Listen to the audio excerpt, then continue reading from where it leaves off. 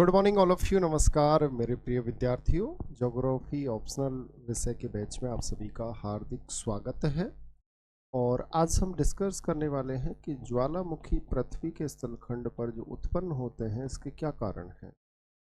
तो इनमें से हमने कुछ कारण स्टडी कर लिए थे और कुछ कारण आपके रह गए थे। तो यहाँ पर हम देखते हैं, पीछे से आपको बताता हूँ कि मैंने एक कारण बताया था, प्लेट विवर्तनिकी का कारण सबसे सैद्धांतिक कारण माना जाता है, मतलब वॉल्केनो एरिप्शन का सबसे सैद्धांतिक कारण माना जाता है। अब यहाँ पर ज्योग्राफर्स कहते हैं कि भूगर्भ में जैसे ही आप इंटरनल पार्ट की ओर जाओगे वैसे वैसे टेम्परेचर इंक्रीज होगा। तो हमने जब फर्स्ट चैप्टर पढ़ा था अर्थ इंटीरियर पार्ट, तो अर्थ इंटीरियर पार्ट में हम डिस्कस कर रहे थे कि पृथ्वी के आंतरिक भाग में जैसे जैसे हम जाते हैं वैसे टेम्परेचर इंक्रीज होता है, प्रेशर इंक्रीज होता है, डेंसिटी इंक्रीज होती है। तो उसी प्रकार से पृथ्वी के आंतरिक भाग में एक ऐसा स्थान आता है जहाँ पर जो मतलब जिन पार्टिकल्सों से जो लेयर बनी हुई है उन पार्टिकल्सों का जो गलनांक बिंदु होता है, मेल्टिंग पॉइंट होता है, वो तापमान से कम होता है।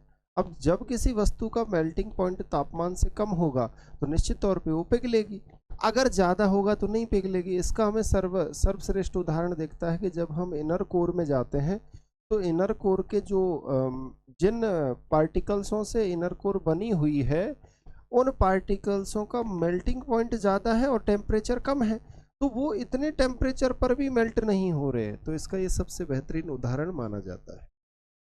दूसरा यहाँ पर बताया जाता है कि कुछ भूपर्पटी के कुछ क्षेत्र कमजोर भाग का होना। अब आपको पता है कि आंतरिक भाग में जब आपका जहाँ पर मेल्ट हो रहा है वहाँ पर आपके हीट जनरेट होगी, और जब हीट जनरेट होगी तो हीट में पदार्थ बाहर निकलते हैं। पदार्थ कौन कौन से होते हैं? इसमें गैसेज होती हैं, इसमें मैग्मा लावा होता है, इसमें ठोस पदार्थ होते हैं। यहाँ पर ये क्या है, कमजोर भाग को तोड़कर निकलते। अगला हमने देखा था स्थल और सागर का होना। जब स्थल और सागर होंगे वहां पर ये दशाएं ज्यादा देखी जाती हैं। जैसे आपका तीसरा बताया गया कि यहाँ पर ये तो कंप्रेशनल फोर्स काम कर रहा है, इधर आपका टेंशन फोर्स काम कर रहा है। अब बताया गया कि सागरीय भाग का जल आंतरिक में चला जाता है और तापमान ज्यादा होने के कारण वाष्प बन जाता है। पृथ्वी के आंतरिक भाग में गैस की उत्पत्ति होती है जिसमें जलवाष्प सबसे ज्यादा होता है, उसके बाद कार्बन डाइऑक्साइड होती है। अब पृथ्वी के आंतरिक भाग में जो जलवाष्प बनाने के लिए जल के स्रोत कौन से होते हैं? काफी बार एग्जाम में ऐसे क्वेश्चन आते हैं, तो क्वेश्चनों की डेप्थ को समझिएगा। वर्षा का जल, जो आपका रेनफॉल होता है, रेनफॉल का जल आपके दरारों छिद्रों से रिसकर और पृथ्वी के आंतरिक भाग में पहुंचता है, लेकिन आंतरिक भाग का टेम्परेचर ज़्यादा है, ज़्यादा होने के कारण वो आपके हीट में जनरेट हो जाता है, परिवर्तित हो जाता है। दूसरा यहाँ पर बताया गया सागरीय जल, इसके बारे में मैंने आपको समझा दिया था। प्लेट विवर्तनिकी कारण उद्गार का तार्किक और वैज्ञानिक प्रमाण है। प्लेटों का विभिन्न दिशाओं में संचलन होता है जिससे भूगर्भ में ऊपरी भाग में दरार, भ्रंश, वलन आदि देखे जाते हैं, जिसके सहारे ज्वालामुखी क्रियाएं अत्यधिक होती है। मेरी बात को समझ गए? अब यहाँ पर एक अभिसारी सीमा होती है, एक संरचनात्मक, जिसे कहते हैं अपसारी सीमा, क्योंकि यहाँ पर नई संरचना का निर्माण। तो ये अभिसारी सीमा के बारे में तो हमने बहुत सारे उदाहरण देख लिए थे, यहाँ तक हमने पढ़ लिया था। और इसके उदाहरण जैसे स्टोम्बोली इटली में है, वेसुवियस इटली में है, एटना इटली में है, और वल्केनो कहाँ पर है? इटली में है। संरचनात्मक अभिसारी नावमूलक से कहा जाता है। अब ये बेसिकली है क्या? कहानी ये बताई जाती है कि जो आपका ये बताया जाता है कि ये आपके अटलांटिक महासागर के मध्य में, इसे बेसिकली कहा जाता है अटलांटिक, मध्य अटलांटिक कटक, मिड अटलांटिक रिज के नाम से जाना जाता है। तो ये अटलांटिक महासागर में जिसे बोलते हैं मध्य अटलांटिक कटक, ये हमें एक बेहतरीन एग्जाम्पल देखने को मिलता है। मिड अटलांटिक जो रिज है, इसमें क्या है कि इधर की तरफ की जो प्लेट है, ये जो प्लेट है, सपोज कर लो ये प्लेट है, तो ये आपके यूरेशियन प्लेट है। कौन सी है? यूरेशियन प्लेट है। ये आपकी यूरेशियन प्लेट है। इसके जस्ट नीचे जो प्लेट है वो आपके अफ्रीका प्लेट है, तो इसे कहते हैं अफ्रीकन प्लेट कहते हैं। इधर की तरफ आओगे तो ये आपके अमेरिकन प्लेट है। लेकिन यहां पर बताया गया कि ये अमेरिकन कौन सी है, तो ये दक्षिणी अमेरिकन प्लेट है। उसके बाद यहां पर बताया गया कि ये उत्तरी अमेरिकन प्लेट है।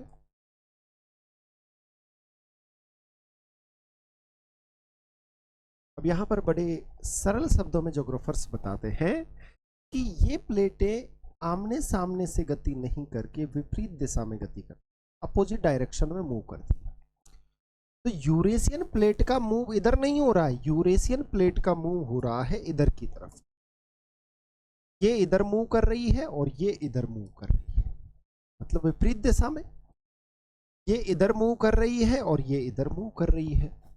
अगर आपसे सीधी भाषा में पूछा तो ये पूर्व दिशा की ओर गति कर रही है और ये पश्चिम दिशा की ओर गति कर रही है।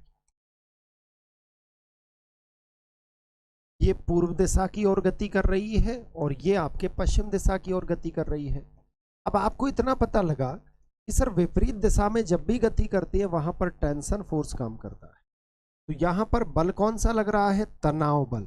और तनाव बल हमेशा हमेशा किसी भी चीज को टेंशन, मतलब आप किसी चीज को खींच रहे हो, तो खींच रहे हो तो उसमें गैप बनेगा और गैप जो मैग्मा है वो ऊपर की ओर आएगा। और वो ऊपर की ओर किस रूप में देखा जाता है, आपके ज्वालामुखी उद्गार में देखा जाता है। अब ये हमें एक एग्जाम्पल बताया गया कि इस ये एग्जाम्पल हमें सर्वश्रेष्ठ एग्जाम्पल माना जाता है।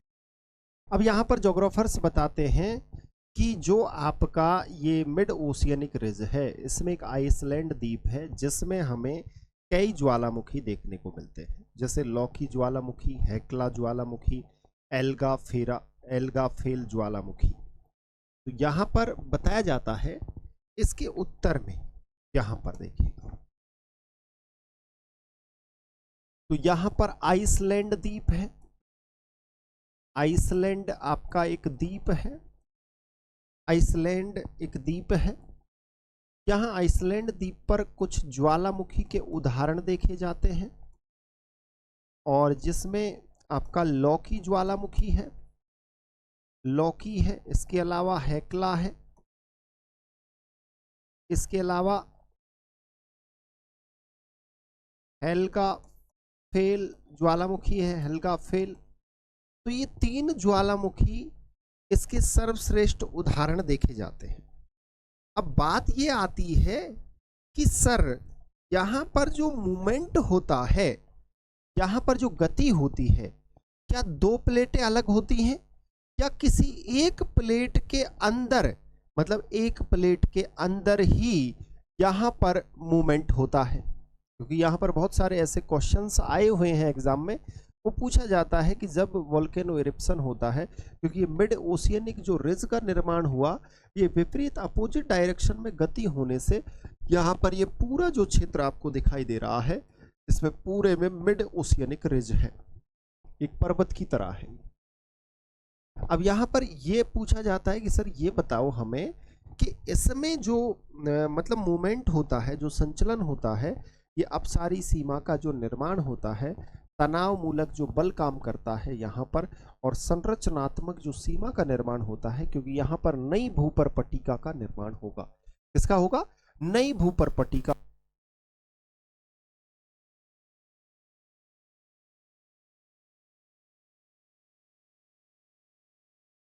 आपको मैंने पहले भी प्लेट टेक्टोनिक, नई भूपर्पटिका का निर्माण होगा। निश्चित तौर पे जब मैग्मा ऊपर की तरफ निकलेगा, मैग्मा जब ऊपर की तरफ आएगा तो वोल्केनो इरप्शन भी होगा यहाँ पर। अब आगे चलिएगा और समझने का प्रयास करिएगा। यहां पर याद रखना, जो संरचनात्मक जो सीमा होती है,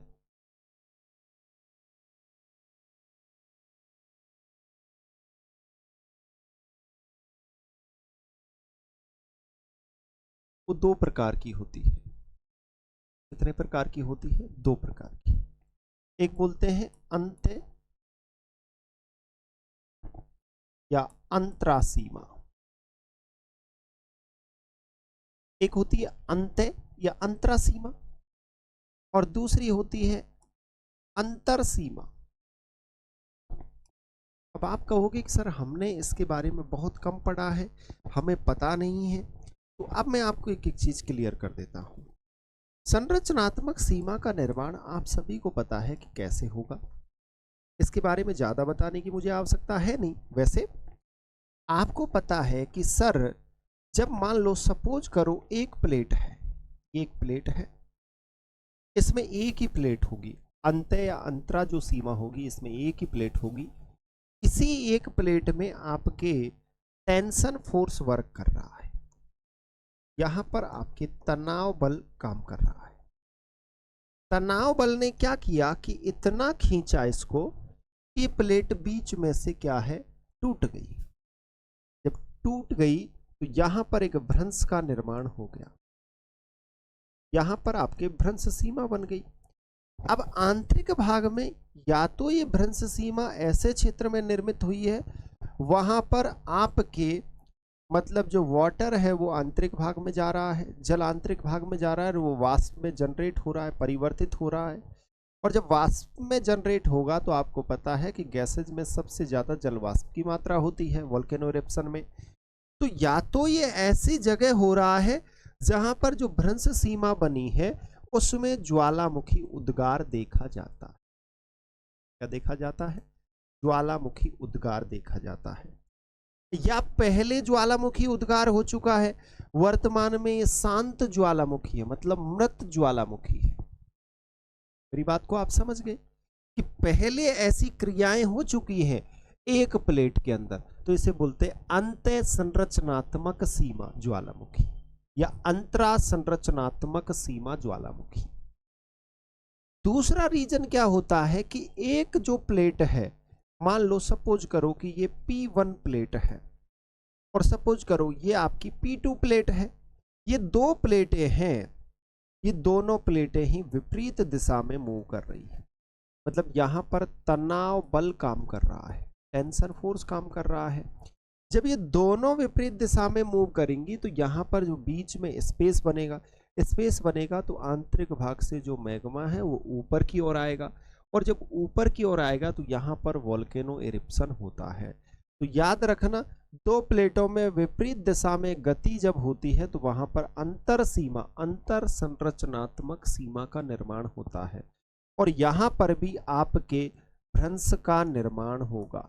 इसका निर्माण होगा, भ्रंश का निर्माण होगा, और यहां पर भी आपके ज्वालामुखी देखे जाते हैं।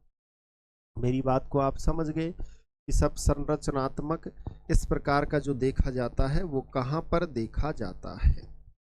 क्लियरली एकदम ओके हो गया ना? समझ गए अब बात को मेरी को? अब समझिएगा कि ये मैंने आपको बता दिया दो सीमाओं के बारे में, और अब हम आगे का कॉन्सेप्ट लें।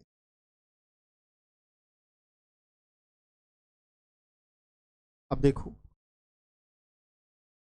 यहां तक आपको समझ आ गया कि ज्वालामुखी उत्पत्ति के क्या कारण होते हैं। या तो पृथ्वी के आंतरिक भाग में क्या हो रहा है कि आपका तापमान इंक्रीज हो रहा है, या दूसरी बात यह है कि पृथ्वी का जो ऊपर का जो आपका स्थल खंड है वो बहुत कमजोर है। या तीसरा एक रीजन बताया गया कि जैसे आपके नीचे जो आंतरिक भाग में जहाँ पर सागरीय स्थल खंड या प्लेटों का या तो अभिसरण हो या अपसरण हो, तो वहाँ पर जो आपका वाटर है वो नीचे नीचे चला जाता है और वो हीट में जनरेट हो जाता है इसके कारण। और चौथा जो सबसे सैद्धांतिक जो प्रमाण माना गया वो प्लेट विवर्तनी की। तो प्लेट विवर्तनी की में दो ही कॉन्सेप्ट आप पढ़ते हो, और दोनों ही कॉन्सेप्टों को आपको याद रखना है, ज़्यादा इसमें घुसना नहीं है। जितना आप ज़्यादा घुसोगे, मैं आपको एक चीज़ बता रहा हूँ कि अभी तक के आप नेट सेट, इसके अलावा असिस्टेंट प्रोफेसर, फर्स्ट ग्रेड, इसके लिए आप इसके क्वेश्चनों को करके देखो। अब मैं आपको दो बुक बताता हूँ, दोनों बुकों को मेरी को आप ध्यान रखना, उन दोनों बुकों को आप खरीद के ले आओ। आपको याद रखना है यूथ पब्लिकेशन की बुक लानी। यूथ पब्लिकेशन की बुक मिल जाती है। एक बुक जो आती है जो ऑल एग्जाम की होती है, जिसमें लगभग 13,000 क्वेश्चन आएंगे। समझ गए क्या आप मेरी बात को? और दूसरी बुक आती है नेट की बुक। ये नेट वाली बुक आती है जिसमें 2006 से लेकर और 2022-23 तक के क्वेश्चन आपको मिल जाएंगे। 22 तक, अभी अपडेट जो वर्जन है वो 22-23 का है, तो 22-23 तक के आपको क्वेश्चन मिल जाएंगे। इन दोनों बुकों को आप अच्छे से स्टडी कर लो और मैं जो पढ़ा रहा हूँ उन कॉन्सेप्टों से उन क्वेश्चनों को सॉल्व करो। अगर सिंगल क्वेश्चन भी गलत हो जाए तो मुझे बताना। प्रॉब्लम क्या होती है कि काफ़ी बार जब आप स्टडी करते हो तो टीचर उस कॉन्सेप्ट को ही लेंथी बना देता है। लेंथी कब बनता है कि जब आप उस कॉन्सेप्ट को और ज़्यादा वहाँ तक पहुँचा रहे हो और क्वेश्चन बनते ही नहीं है कभी उसमें से। तो आपको इतना याद रखना है कि हाँ सर ये ऐसे है। मेरी बात को समझ गए। अब ज्वालामुखी है, ज्वालामुखी निर्मित स्थलाकृतियाँ कौन कौन सी हैं वो समझने का प्रयास करिएगा, लिखिएगा।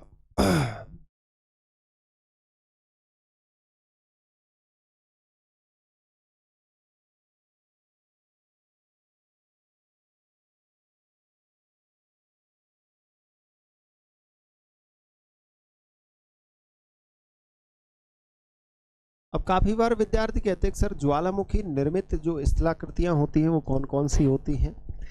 तो आपको पता है कि सर ज्वालामुखी उद्गार में जब तक जो मेल्ट पदार्थ है, जो तरल पदार्थ है, जब तक आंतरिक भाग में रहेगा उसे मैग्मा कहेंगे। जैसे ही वो बाहरी भाग की ओर आ जाएगा उसे लावा कहेंगे। तो आपको इतना पता लग गया कि सर जब तो हमें इतनी चीज़ों का पता है तो फिर तो हम क्वेश्चन गलत कर ही नहीं सकते। तो यस, आप कभी गलत कर ही नहीं सकते। मेरी बात को समझने का प्रयास करना कि जो आपका ज्वालामुखी उद्गार होता है, ज्वालामुखी उद्गार, तो ज्वालामुखी उद्गार की दो दशाएं होती हैं। एक होता है आंतरिक, क्योंकि आंतरिक भाग में भी तो उद्गार होता है, और एक होता है बाह्य भाग। आंतरिक भाग में जब उद्गार होता है तो उसे मैग्मा कहते हैं। क्या कहते हैं? मैग्मा कहते हैं। और बाहरी भाग में जब उद्गार होता है तो उसे लावा कहा जाता है। इतना आप सभी को पता है। अब आंतरिक भाग में किसका निर्माण होगा? तो जब मैग्मा आपके जब ठंडा होता है तो ये क्या है, ठंडा विभिन्न रूपों में होता है। जैसे उदाहरण, आपके पातालीय चट्टानों का निर्माण होता है। पातालीय चट्टान, अब यार ये है ना जो कॉन्सेप्ट है ये चट्टान से रिलेटेड है। पातालीय चट्टान को कहते हैं ग्रेनाइट। तो ग्रेनाइट का निर्माण मैग्मा ठंडा होने से होता है। अब इंटरकनेक्ट करके पूछ लिया तो एग्जामिनर की क्या गलती? वो तो कभी गलती करता ही नहीं है, गलती तो तुम करते हो। उसके बाद इंटरमीडिएट जो रॉक होती हैं तो उसमें मैग्मा विभिन्न रूपों में ठंडा होता है। जैसे आपके बैथोलिथ, जैसे आपके लोपोलिथ, जैसे आपके फेकोलिथ, बैथोलिथ, लोपोलिथ, फेकोलिथ, लेकोलिथ, सिल या डाइक। इन सभी का जो निर्माण होता है वो पृथ्वी के आंतरिक भाग में होता है, और इन सभी का जो निर्माण होता है वो मैग्मा ठंडा होने से होता है। तो मतलब इनका निर्माण मैग्मे ने अपनी महत्व भूमिका निभाई। अब यहाँ पर जब हम पढ़ते हैं तो सर लावा जब आता है तो लावा दो रूपों में बाहर आता है। एक तो आपके केंद्रीय रूप में आएगा, केंद्रीय मतलब एक छिद्र के सहारे, एक दरार रूप में आएगा तो जिसे दरारी कहेंगे। क्या कहेंगे? दरारी कहेंगे। तो आपको इतना पता लग गया कि सर एक तो हमारा क्या है, केंद्रीय ज्वालामुखी उद्गार होता है, और एक दरारी ज्वालामुखी उद्गार होता है। अब जो केंद्रीय जो उद्गार होता है तो इसमें जो आपके पदार्थ होता है वो पदार्थ किस किस रूप में होता है? तो इस पदार्थ में क्या है, आपके गैस होती है। क्या होती है? गैस। अब गैस में मैंने आपको बता रखा है कि गैस में वाटर वेपर्स की मात्रा सबसे ज़्यादा होगी, 60 से 90% तक। उसके बाद आपके लावा होगा, मैग्मा तो होता नहीं है। उसके बाद ठोस पदार्थ होगा। तो गैस के बाद आपका दूसरा कौन सा है? कि दूसरा सर लावा है तरल पदार्थ के रूप में, उसके बाद ठोस के रूप में तो आपके ठोस पदार्थ है जिसकी अलग अलग आकृति होती, बड़े कण होते हैं, मोटे कण होते हैं, छोटे कण होते हैं। अब यहां पर आपको इतना समझ आया। तो जब इसमें इरिप्शन होता है तो इरिप्शन के बाद आपको पता है कि एक आकृति का निर्माण होता है जिसे हम शंकु कहते हैं। तो यहां पर क्या होगा,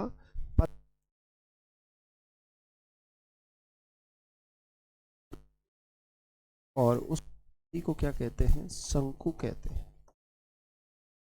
अब शंकु की आकृति समान नहीं होती, क्योंकि आपने देखा होगा कि जब इरिप्शन होता है, इरिप्शन उस तरीके से होता है, यो इस तरीके से, तो एक शंकु का निर्माण होता है। किसका निर्माण होता है?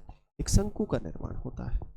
तो ये जरूरी थोड़ी ना है, उसमें हो सकता है कि जो मतलब लावा है, उस लावा की जो अवस्थाएं हैं, हो सकता है कि वो बेसिक हो, मतलब प्रकार जो लावे के प्रकार होते हैं, ये हो सकता है लावा पतला हो सकता है गाढ़ा हो। गाढ़ा होगा तो अम्लीय प्रकृति का होगा, पतला होगा तो क्षारीय प्रकृति का होगा। अब जैसी लावा की प्रकृति होगी वैसी ही वो क्या करेगा, वैसे ही शंकु का निर्माण करेगा। इतना मेरी बात आप समझे। दरारी उद्गार होगा तो दरारी उद्गार में क्या है, पदार्थ जो लावा होता है उस लावा का प्रवाह धीमी गति, वो लावा का प्रवाह धीमी गति से होता है। कैसे होता है? धीमी गति से होता है और ज्यादा क्षेत्र पर होता है, ज्यादा क्षेत्र पर होता है। अब क्यों होता है? क्योंकि इसमें जो लावा होता है वो क्षारीय प्रकृति का होता है, पतला लावा होता है। तो यहां पर दरारी जब भी उद्गार होगा तो वहां पर आपके प्लेटू या प्लेन का निर्माण होगा, और यहां पर जो निर्माण होगा शंकु का निर्माण होगा। जैसे आपके माउंटेन का निर्माण होता है, किसका निर्माण होता है? माउंटेन का। जैसे कहते हैं शंकु ज्वालामुखी पर्वत, तो बेसिकली इसे क्या मानते हैं? शंकु ज्वालामुखी पर्वत। अगर एग्जाम्पल देखोगे तो एग्जाम्पल आपको दिखाई देगा कि सर इस प्रकार के जब भी शंकु का निर्माण होता है तो उससे शंकु ज्वालामुखी पर्वत बनते हैं। तो यहां पर आप नोट डाल के ऐसे आप लिख सकते हो बेसिकली कि विस्फोटक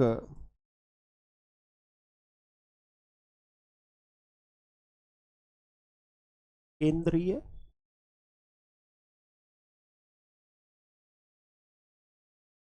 ज्वालामुखी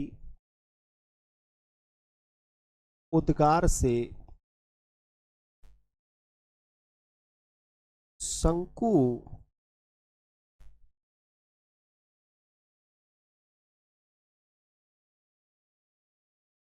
ज्वालामुखी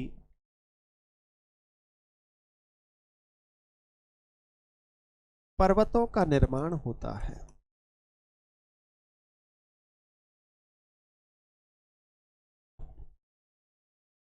किनका होता है? शंकु ज्वालामुखी पर्वतों का निर्माण होता है। ये लाइन आपको थोड़ा सा याद रखनी, क्योंकि यहां पर विस्फोटक उद्गार होता है। अब जैसा लावा होगा उसी शेप में शंकु का निर्माण होगा। अब जैसे जैसे शंकु होते हैं तो उद्गार के आधार पर शंकु के विभिन्न प्रकार होते हैं। तो यहां पर आप यहां पर लिखिएगा ज्वालामुखी उद्गार के आधार पे, ज्वालामुखी उद्गार के आधार पे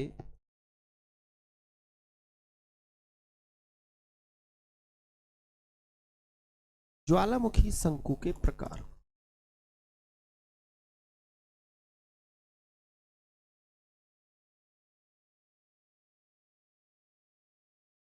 प्रकार यहां पर कैसे कैसे आपके शंकु होते हैं, तो यहां पर बताया जाता है कि जैसे आपका सिलेंडर शंकु होता है, जिसे राख शंकु के नाम से भी जाना जाता है। एक आपका सिलेंडर शंकु होता है, एक आपका अम्लीय जैसे लावे के आधार पे, जिसमें मतलब आपका जैसे कहें कि न तो गाढ़ा लावा है न पतला लावा है, राख ही राख है। तो ऐसे जो आपके शंकु का निर्माण होता है उसे हम कहते हैं सिलेंडर शंकु। क्या कहते हैं? सिल सिल सिंडर शंकु, जिसे राख शंकु भी कहा जाता है। दूसरे प्रकार के जो शंकु होते हैं वो आपके अम्लीय शंकु होते हैं।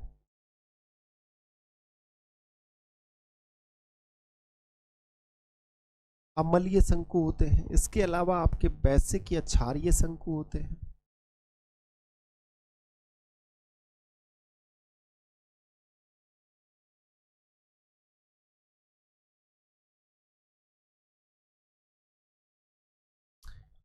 वैश्विक या क्षारीय शंकु होते हैं। एक ऐसे शंकु होते हैं जो मिश्रित होते हैं, उसमें लगभग सभी शंकुओं के जैसा शेप देखा जाता है। तो ऐसा अगर शेप बनता है तो उसे मिश्रित शंकु की श्रेणी में रखा गया है। तो यहां पर लिखिएगा नंबर 4 नंबर पे मिश्रित शंकु।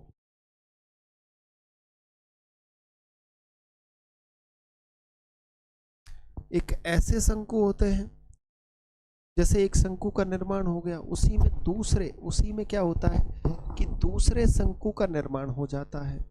तो ऐसे जो शंकु होते हैं तो उन्हें कहते हैं शंकु में शंकु। नंबर 5 लिखिएगा।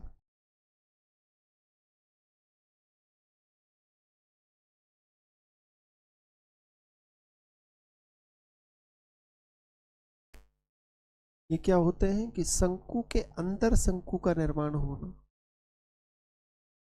इसके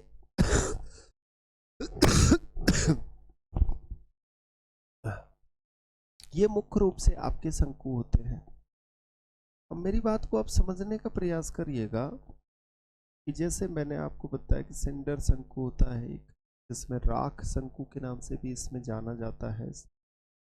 तो हो सकता है इस शंकु में जो आपके राख की मात्रा है, जो दूहा की मात्रा है, या इसके अलावा जो विखंडित पदार्थ ज़्यादा मात्रा में हो।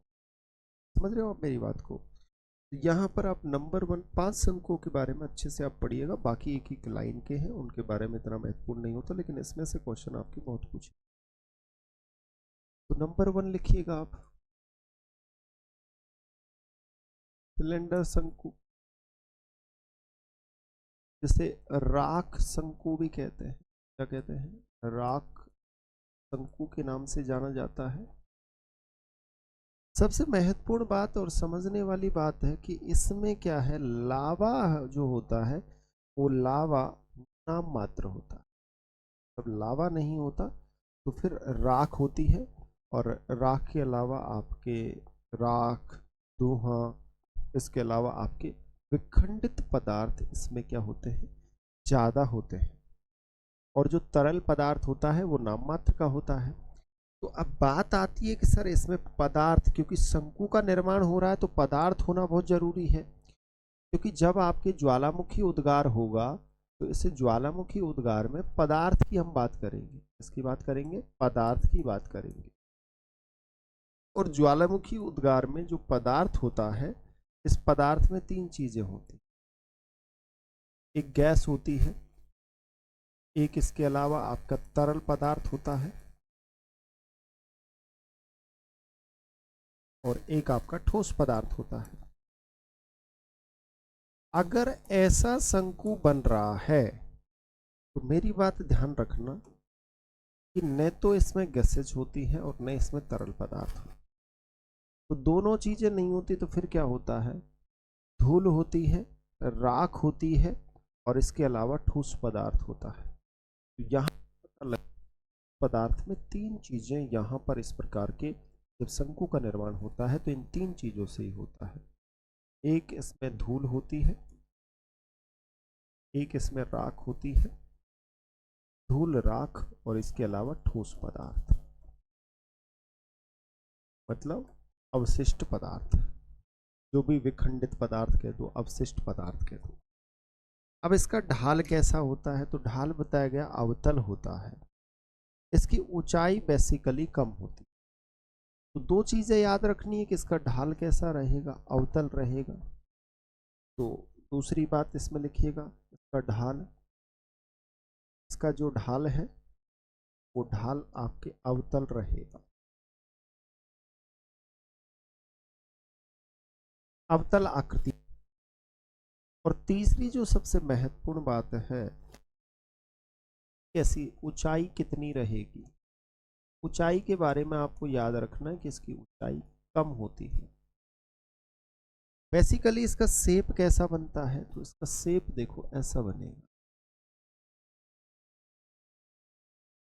ये चैम्बर है, ये नीचे की तरफ ये आपका पाइप है, ये जॉइंट हो रहा है, और इसकी जो आकृति बनती है वो कुछ इस तरीके की आकृति बनती है।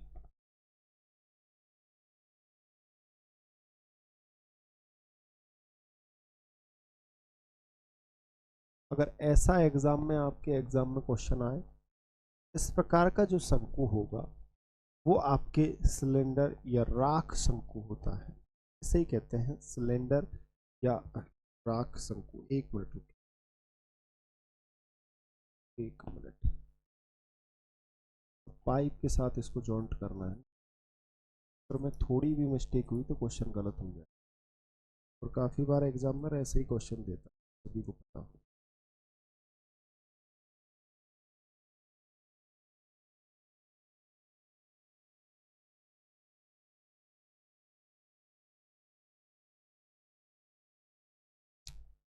अब समझने का प्रयास करिएगा।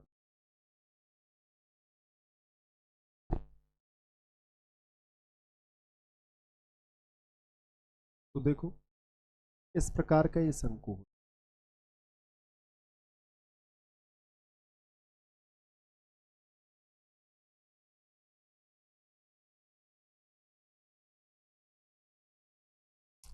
इस प्रकार का ये शंकु बनता है। कैसा? इस तरीके। ये इसका इरिप्शन, यहाँ से इरिप्शन होता है, इसे कहते हैं सिलेंडर शंकु,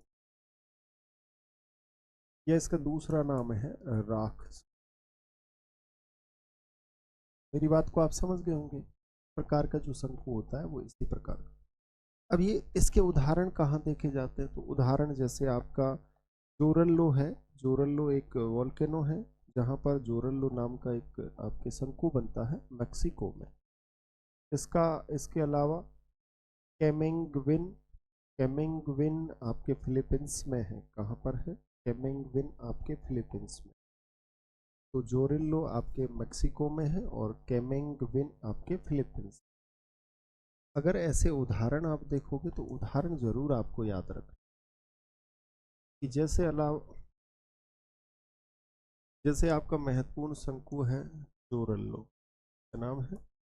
जोरल्लो। जोरल्लो जो आपका ज्वालामुखी है, और ये जो ज्वालामुखी है इसमें जब इरेप्शन हुआ था तो इस प्रकार के शंकु का निर्माण। और ये आपके मैक्सिको। कहाँ पर है? मैक्सिको।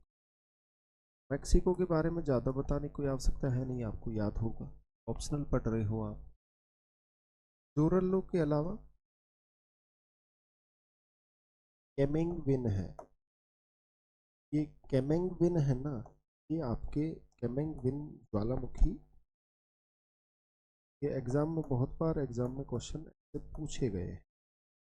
तो कैमेंगविन आपके फिलीपीन है, फिलीपींस में। कहाँ पर है? फिलीपींस में। इसके अलावा बताया जाता है कि एक और है ग्वाटेमाला। ग्वाटेमाला में है volcano D Fuego. Volcano D Fuego. तो नंबर 3 लिखिएगा, वोल्केनो डी फ्यूगो।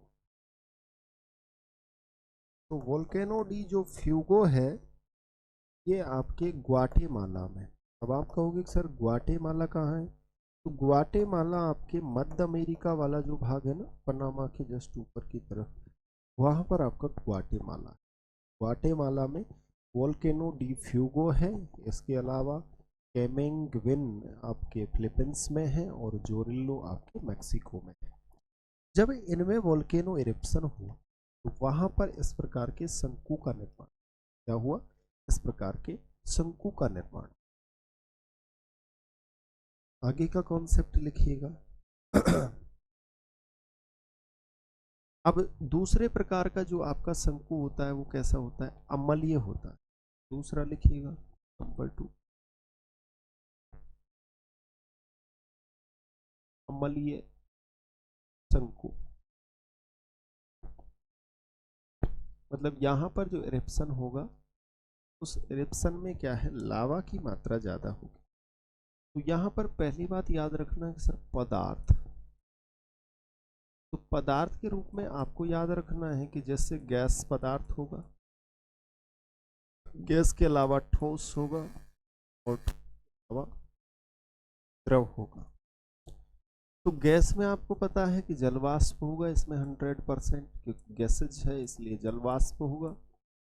गैस के अलावा CO2 होगी, NO2 होगी, नाइट्रोजन।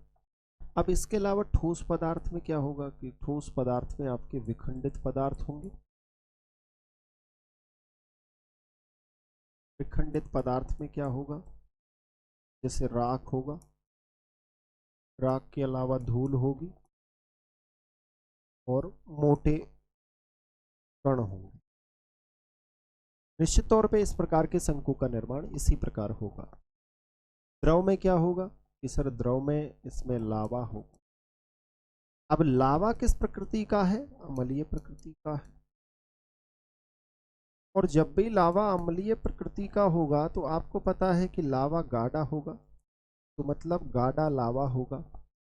और अगर गाढ़ा लावा है तो उसमें सिलिका की मात्रा क्या होगी, ज्यादा होगी। सिलिका की मात्रा क्या होगी, ज्यादा होगी। और ज्यादा होगी तो उसका फैलाव क्या होगा, कम होगा। तो मतलब फैलाव क्षेत्र में क्या होगा, कम होगा। तो इन चीजों का थोड़ा सा आपको ध्यान रखना चाहिए। जब फैलाव कम होगा तो वो ऊंचा होगा, ऊंचा होगा, और ऊंचा होगा तो उसका ढाल क्या होगा, तीव्र होगा। तो यहाँ पर इन पदार्थों होता है इस प्रकार के शंकु का जब निर्माण। तो यहाँ पर लिखिए अम्लीय प्रकृति, अम्लीय शंकु ऊंचा एवं तीव्र ढाल वाला होता है, तीव्र ढाल वाला होता है। तो पहली बात समझ आए, ऊंचा रहेगा क्योंकि गाढ़ा होगा ना तो उसका फैलाव कम होगा, और फैलाव कम होगा तो उसकी ऊंचाई क्या होगी, ज्यादा होगी। तो यहां पर आपको पता लगा कि अम्लीय शंकु ऊंचा होता है। क्या होता है, ऊंचा, क्योंकि इसमें जो लावा होता है वो लावा बहुत गाढ़ा होता है, ये ऊंचा होता है और इसका ढाल होगा तीव्र। अब इसका शेप कैसे बनेगा, तो शेप को भी समझ लो भाई। ये लो, बताया जाता है कि ये शंकु जैसे मान लो जब इसमें इरेप्शन हुआ होगा तो ये इस प्रकार का इसने एक आकृति ग्रहण की। फिर दोबारा इरेप्शन हुआ तो फिर दोबारा इतना मोटा हो गया। फिर तीसरी बार इरेप्शन हुआ तो फिर इतना मोटा हो गया। फिर चौथी बार हुआ तो इतना मोटा हो गया। फिर पांचवी बार हुआ तो फिर ये इतना बन गया। फिर ये छठी बार हुआ तो फिर ये इतना हो गया। फिर ये सातवीं बार हुआ तो ये इतना हो गया। इस तरीके से एक आकृति का निर्माण होता है। तो यदि ऐसी आकृति बनती है और ऐसे शंकु का निर्माण, ऐसे शंकु को कहते हैं अम्लीय शंकु। क्या कहा जाता है, अम्लीय शंकु, अम्लीय शंकु या एसिड शंकु। क्योंकि इसमें मेन जो योगदान होता है वो लावा का होता है, और लावा के द्वारा इस प्रकार का आपके शंकु का निर्माण। दूसरा हम देखते हैं तीसरे नंबर का, वो होता है आपका क्षारीय या बेसिक शंकु के नाम से उसे जाना जाता है। तो नंबर 3 लिखिएगा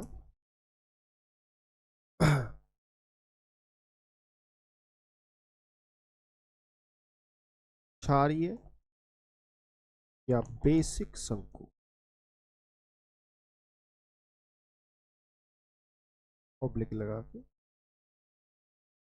अब आपको पता है कि सर वही पदार्थ रहेंगे, क्योंकि शंकु का निर्माण विदाउट पदार्थ के तो होगा नहीं, क्योंकि जब ज्वालामुखी उद्गार होगा तो उसमें पदार्थ होंगे। तो पदार्थ के रूप में उसमें गैस भी होगी, उसमें द्रव भी होगा और उसमें ठोस भी होगा। तो द्रव के रूप, गैस के रूप में उसमें जलवाष्प हो सकता है, वाटर वेपर्स जो आपके हीट जनरेट करेगा। इसके अलावा CO2 हो सकता है, इसके अलावा और अदर गैसेज हो सकती है। द्रव में आपको पता है कि लावा होगा, और लावा भी कौन सी प्रकृति का होगा? क्षारीय प्रकृति का होगा। कौन सी प्रकृति का होगा? क्षारीय प्रकृति का होगा। अभी इसका पोस्टमार्टम करेंगे। ठोस पदार्थ में आप सभी को पता है कि क्या क्या चीजें हो सकती हैं, जैसे राख हो सकती है, राख के अलावा धूल हो सकती है, धूल के अलावा विखंडित पदार्थ हो सकते हैं, क्योंकि इरेप्शन में यही चीजें बाहर निकलती हैं पृथ्वी के आंतरिक भाग से। अब इन पदार्थों से एक शंकु, मतलब जब इरेप्शन होगा तो पदार्थ का जो जमाव होगा, वो जमाव जिस शेप में होगा उसे शंकु कहते हैं। तो जिस शेप में वो जमा होगा, तो यहाँ पर जो महत्वपूर्ण योगदान होता है वो द्रव पदार्थ का होता है। इसका होता है द्रव, क्योंकि यहाँ पर लावा की जो प्रकृति होती है उस पर निर्भर करता है। अब निर्भर कैसे करेगा कि सपोज करना कि ये लावा क्षारीय प्रकृति का है, इसलिए इसका नाम क्षारीय शंकु रख दिया। तो मान लो क्षारीय प्रकृति का लावा है, प्रकृति का लावा है। अगर क्षारीय प्रकृति का लावा होगा तो लावा की जो प्रकृति है वो क्षारीय है, तो ये याद रखना पतला लावा होगा। कैसा होगा? पतला लावा होगा। अगर पतला लावा होगा तो उसमें सिलिका की मात्रा क्या होगी? कम होगी। सिलिका की मात्रा इसमें क्या होगी? कम होगी। दो बात हो गई, एक तो क्षारीय प्रकृति का पतला है, दूसरा इसमें सिलिका की मात्रा कम है। तीसरा ये है ना, कम विस्फोटक होगा। कम विस्फोटक होगा। क्यों कम विस्फोटक होगा? क्योंकि पतली चीजें विस्फोटक नहीं होती, क्योंकि यहाँ पर गैस इकट्ठा नहीं हो सकती, गैस एक साथ निकल जाएंगी, तो ये कम विस्फोटक होगा। और यहाँ पर सबसे महत्वपूर्ण बात कि इसका जो फैलाव होगा वो ज्यादा में होगा, तो फैलाव ज्यादा क्षेत्र में होगा। अब ज्यादा क्षेत्र का है उस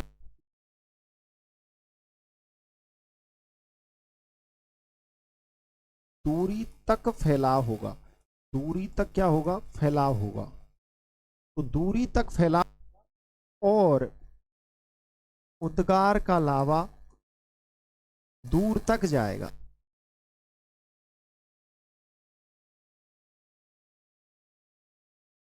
तो ऐसा जो फैलाव होता है उसे सील्ड कहते हैं। क्या कहते हैं? सील्ड। तो मतलब इसे सील्ड शंकु के नाम से भी जाना जाता है।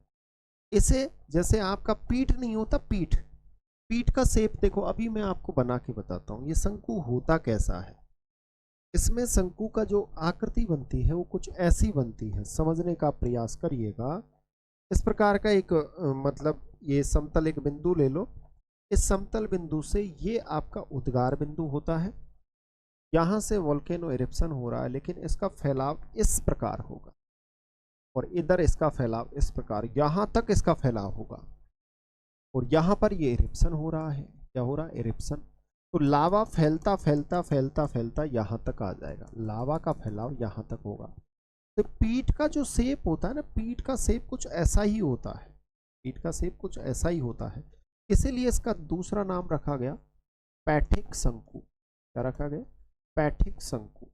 तो इसे ही पैठिक शंकु कहते हैं। दूर तक फैला होता है, इसीलिए इसे सील्ड शंकु कहा जाता है।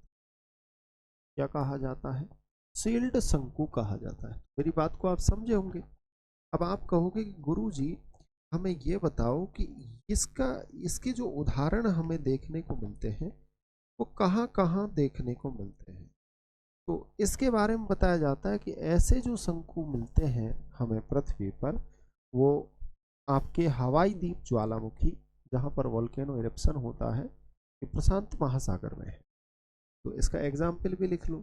जैसे आपसे एग्जाम में पूछ लिया जाए कि भाई इसका एग्जाम्पल क्या है, सर्वश्रेष्ठ इसका उदाहरण क्या है, तो इसके एग्जाम्पल बताया जाता है कि हवाई द्वीप, हवाई द्वीप में जो आपके हवाई द्वीप ज्वालामुखी हैं, और बेसिकली ये प्रशांत महासागर में है।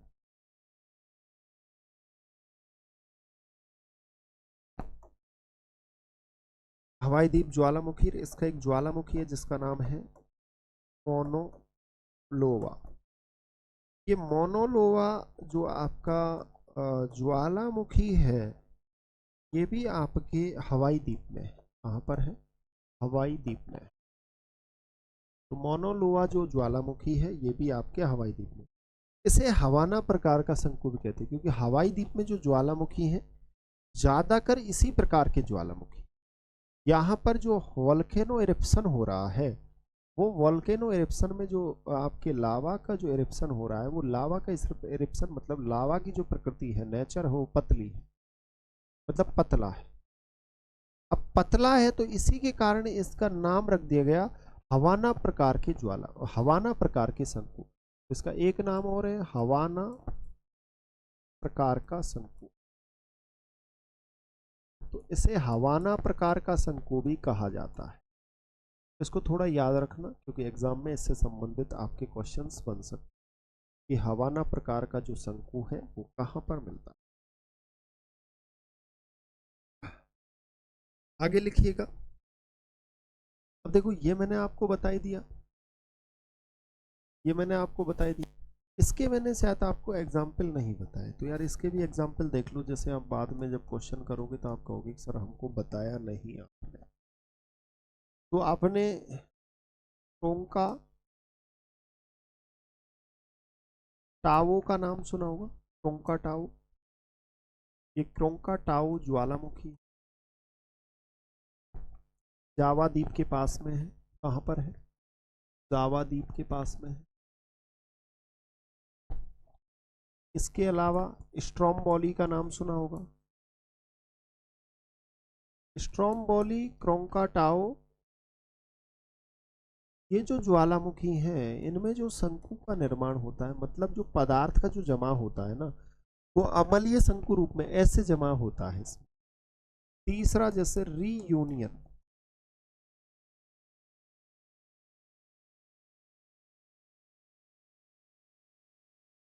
रीयूनियन।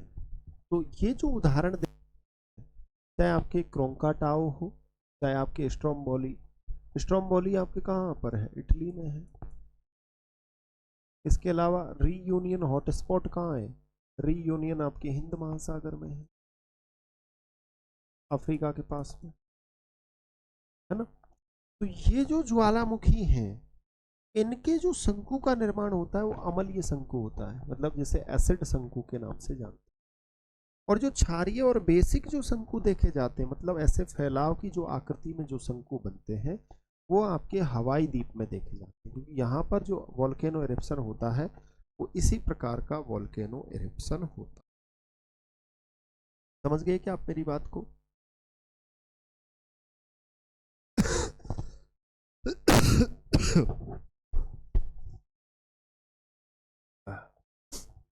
आगे लिखिएगा। मिश्रित,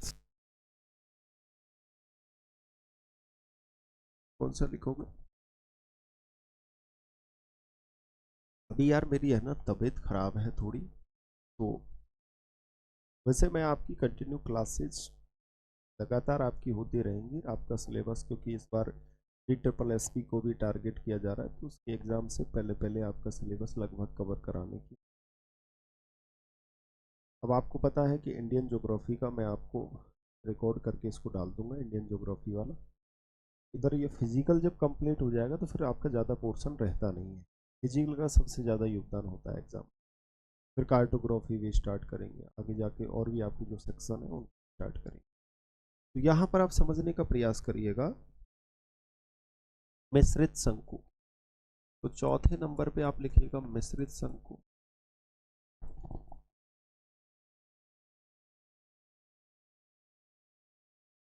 इसके बारे में कल हम डिस्कस कब करेंगे? कल।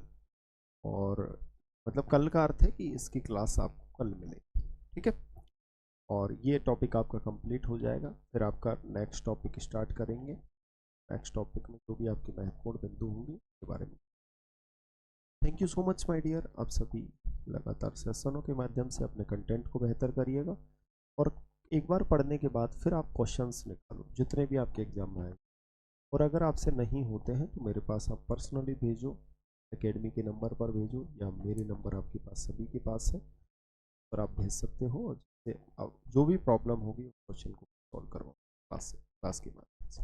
थैंक यू सो मच, फिर मिलते हैं आपसे नेक्स्ट सेशन। धन्यवाद।